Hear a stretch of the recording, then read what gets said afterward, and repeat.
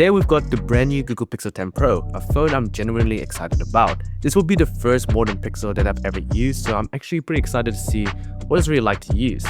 I just got the phone yesterday, so this video will be more of a preliminary test, which means a full review will come out later. We've got a pretty busy day ahead, so it's 8:59, our battery percentage is now at 100%. Let's get into this day in the life. Let's start with what's new. Pixel Snap, which is basically MagSafe, super handy and useful for sticking your phone onto car mounts and chargers. Awesome. A brighter screen, up to 3300 nits, crazy bright, and an improved telephoto camera that allows for up to 100x shots. Not bad compared to the S25 Ultra and other Chinese Ultras. But overall, there's not that many differences from the Pixel 9 Pro. What we're going to find out is if these changes actually make a difference.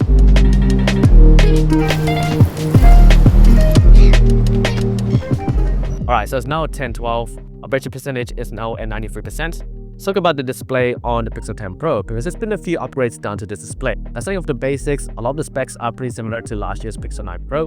A 6.3-inch OLED panel with outSPO 120Hz refresh rates, HDR10 Plus certification. It technically still has an 8-bit panel, so you're not getting the full color spectrum, but for most people, you're probably not going to notice. So pretty premium features all around, kind of stuff that you would expect from a high-end flagship display. But now let's talk about that brightness, which is the biggest change that they've put onto the Pixel 10 Pros. Now the displays on here can reach up to 3300 nits at peak brightness. Now in real-world scenarios, this means that when you're looking in really bright conditions, like here where it's pretty sunny, it does make things look pretty easy to read. The only thing that I would say is that it would be nice to have the anti-reflective coating that Samsung has on the S25 Ultra, which actually makes readability in bright scenarios a lot more easier. But other than that, this is great brightness. So altogether, the display on the Pixel 10 Pro deserves an A grade. It doesn't have 8-bit colors or QHD, but it has crazy brightness, which is still pretty amazing. Anyways, time to get moving. Let's get to our next location. Now, before we continue on with this day in life, it's important that we keep our brand new Pixel 10 Pro protected, which is where my friends at MagBag come in. MagBag has sent me out their Elite case, which is one of the best protective cases you can get for the Pixel line of phones. The MagBag Elite case is truly elite, coming with pretty much every single feature that you would want from a phone case. Unboxing the MagBag Elite case, you actually get a screen protector kit built in. So once you take out the case, you can actually put your phone in, and with a 2-step easy process, get your phone applied with a screen protector super quickly.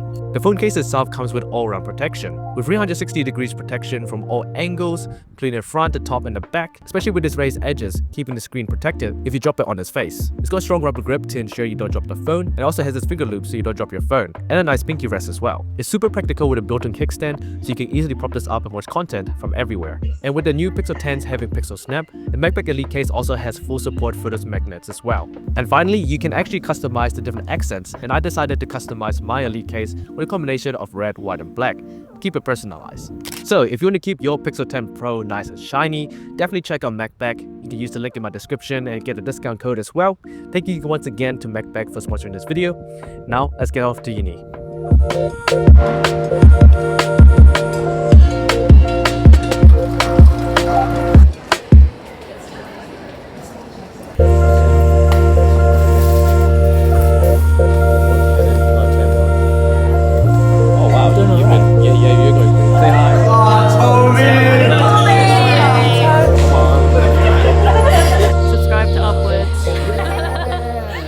Make sure to subscribe this channel and make sure to hit the notification button, the like button.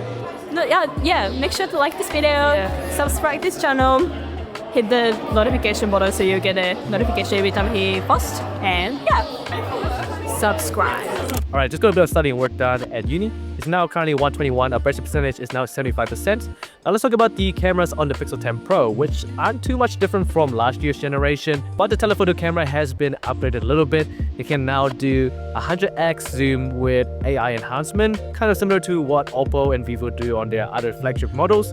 But let's take a few photos and see how they look. Got my friends Gigi and Joe with me.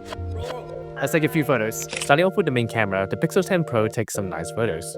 Plenty of dynamic range, good exposure control over the dark and light sections, and plenty of detail with pretty much no noise. Images look super sharp and tones are natural. In my opinion, the photos do look a little over-sharpened, similar to iPhone and Samsung processing. On the ultra-wide lens, we do lose a little bit of dynamic range with the photos becoming a bit more exposed across the image. Results still have plenty of sharpness and clarity with matching tones from the main camera. Switching to the telephoto lens, we get some really nice sharp photos that match the dynamic range and colors of the ultra-wide lens. They are using the same sensor size as well, but with the 5x optical zoom, there is a nice depth of field effect. Zooming into 10x, we still retain good sharpness and clarity. Now with the 100x zoom feature, it uses AI to enhance quality, similar to what Oppo, Vivo and Xiaomi do, and the results are very similar. With generative AI, results can be mixed and work best only with simple examples. Portrait mode works decently well, but the edge detection still sucks, as is shown with GT's hair not being properly cut out. Now with the AI features, the photo guide mode is kinda slow. To be honest, it's still not fully developed and the ideas are average. Most people probably won't wait as long to be able to get some tips on how to take photos.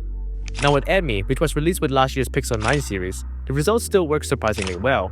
Still a fun concept that works decently good. Selfies look good too, with a nice ultra-wide angle to fit everyone in. I did notice that Pixel phones always seem to have a larger selfie camera hole than other phones, and it is justified. Selfies do actually look good here. Now let's take a look at the video quality on the Pixel 10 Pro. Now I'm shooting at 4K 30, you can actually shoot at 8K with video boost, which technically isn't actually native. What it does is it actually takes the video, re-uploads it to the cloud and then enhances it with 8K quality after, which I think is a little bit of a gimmick. I don't think it's that useful. And this is what it looks like on the 0.5 camera. Now the thing about Pixels when it comes to videos is that they're honestly not that great. Like compared to other competitors like iPhone and Samsung, the Pixels do fall a little bit behind when it comes to video quality. So if you're trying to get the best video quality, I wouldn't really go for a Pixel, and Pixel 10 Pro is no different either. So in conclusion, the cameras on the Pixel 10 Pro are pretty solid. You're getting a very versatile triple camera layout. However, the sensor sizes are still pretty small compared to the competition, and there's quite a lot of processing going on as per Pixel phones. Also, the video quality still isn't the greatest, but now with those extra features like the 100x zoom, which is very nice, and some of those AI stuff, which I don't think are super useful, you're still getting a pretty cool camera experience regardless. Altogether, the Pixel 10 Pro cameras deserve an A grade. Now it's 1:36. I think I have a lecture in 4 minutes, so better get going. Alright, let's go.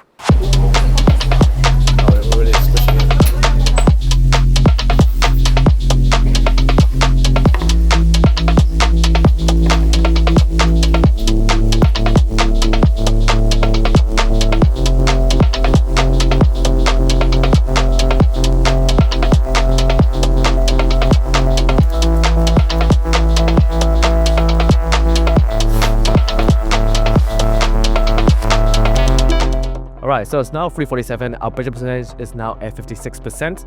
Let's talk about the performance on the Google Pixel 10 Pro. So the Pixel 10 Pro comes with the Tensor G5, which is Google's new chipset. And this time around, there's quite a few changes made. And while it is technically a bigger jump in performance than the last generations, it's still not a massive jump. And what we're looking at is a phone with the performance of last year's flagship phones. Now that doesn't mean that this phone is slow. In fact, it is really quick. Switching between different apps, multitasking, is all super smooth on here. Split screen browsing, you name it. This phone can handle it all pretty easily.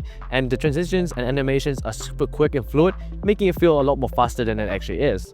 Also comes with 16GB of RAM, which is plenty enough, and also is great for long-term usage. But one thing that I have noticed that is a little bit weird, probably due to the software optimization, is that some apps don't stay in the RAM for that long. This could be a battery optimization or something that they haven't ironed out yet, but I've noticed this a few times where I go back to Instagram or YouTube and it reloads.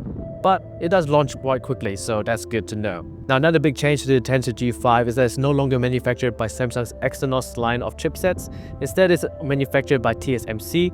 Now this switch is pretty important because Exynos chipsets have been known to overheat quite easily. And so far, my usage on this phone has been pretty cool. I haven't had any overheating, and even when I'm gaming, doesn't feel like it's heating up too much. So that's definitely a great bonus on the Tensor G5. Altogether, the performance here is pretty solid. I still feel like there's some software stuff to be ironed out, and while the performance still hasn't caught up to today's flagship performers, it's still good enough for most people, and you probably won't notice. I'm gonna head off to work now, so let's get going.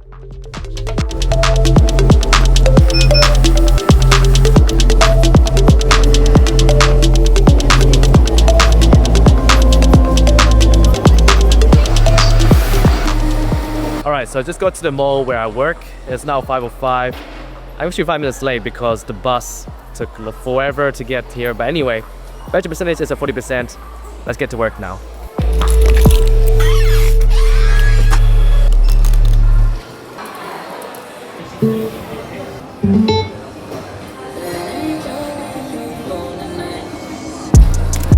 anyways, I'm actually on my work break. It's 7:41 and battery percentage is at 25%. Now let's talk about the design, the software and the features of the Pixel 10 Pro. Starting off with the design, this is a really nice design. I mean, it's the same as last year's models, but honestly, it looks super premium and even better than a lot of other phone models out there. It's uniquely Pixel. I would pick this design over a lot of other Android phones out there. Now let's talk about the software, which is the main reason why you'd buy a Pixel phone. This is running Android 16 out of the box, and as with all Google Pixel phones, you're going to be the first ones to get the latest Android updates. And with those updates come all the latest features that Google always announces every single year. And that includes a lot of AI. Some of these AI features are limited to just the Google Pixel line of phones, and some of those include all of those camera features that I did show you from before, which is still kind of debatable whether they're actually useful or not. But if you are into trying out the latest features, then the Pixel phones are kind of what you're looking for. In this time around, with the features, you're getting SOS emergency satellite connectivity, Pixel Snap, which is basically MagSafe, still limited at 15-watt wireless charging, but definitely useful, especially for me who has a lot of MagSafe accessories. Ultrasonic fingerprint reader, it's a little bit slower than other phones, but still pretty decent.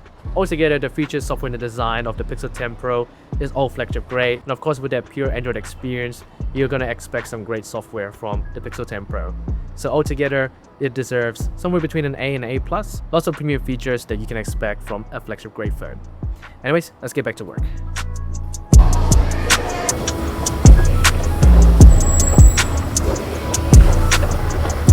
Alright, so I've arrived home from work. It's now 9:35. Our battery percentage is now at 15%. So let's take a look at the battery performance to see how the Pixel 10 Pro did during the day. Now, because it is the first day I've been using this phone, there seems to be a little glitch where basically from 9 to about 1 p.m. it doesn't record any of my battery usage. I reckon I've used about an hour screen time in between those times. So altogether, I think we've got about a screen time of around 4 to 5 hours with 15% left over. Taking a look at the digital well-being tools, it says we had a screen time of about 5 hours.